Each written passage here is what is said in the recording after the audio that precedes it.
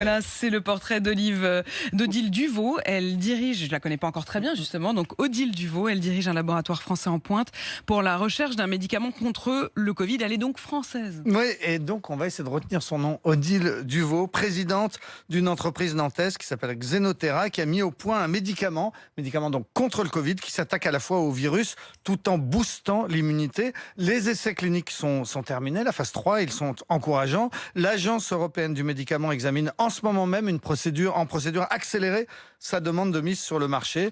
Et la France a déjà préacheté les 30 000 premières doses. Bref, ce médicament qui s'appelle le Xav19 est tout à fait porteur Et non d'espoir. pas Xavier Bertrand. Ouais. Xav19, c'est pas le même. Xav19. Et ce possible succès, on le doit donc à une femme qui a un parcours étonnant. Odile Duvaux a grandi à Pontoise. C'est la fille d'un polytechnicien et d'une mère prof d'espagnol.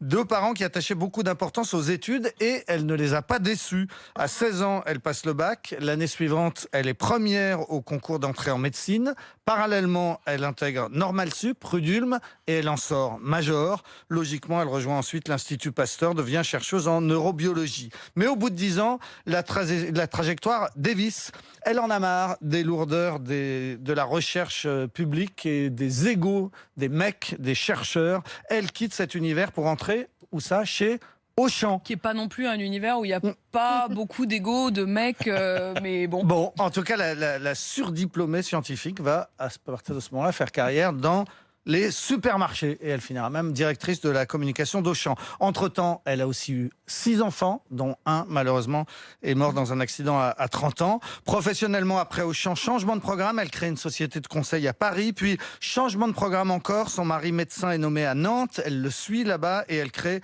une start-up dans la recherche médicale. C'est donc cette toute petite équipe de 8 personnes qui va mettre au point ce Xav19 très prometteur. Aujourd'hui, les effectifs de l'entreprise ont doublé. Ils vont encore doubler dans les semaines qui viennent. Et si tout va bien, le médicament sera disponible avant la fin de cette année. Odile Duvaux se dit chrétienne. Elle admire Mère Teresa.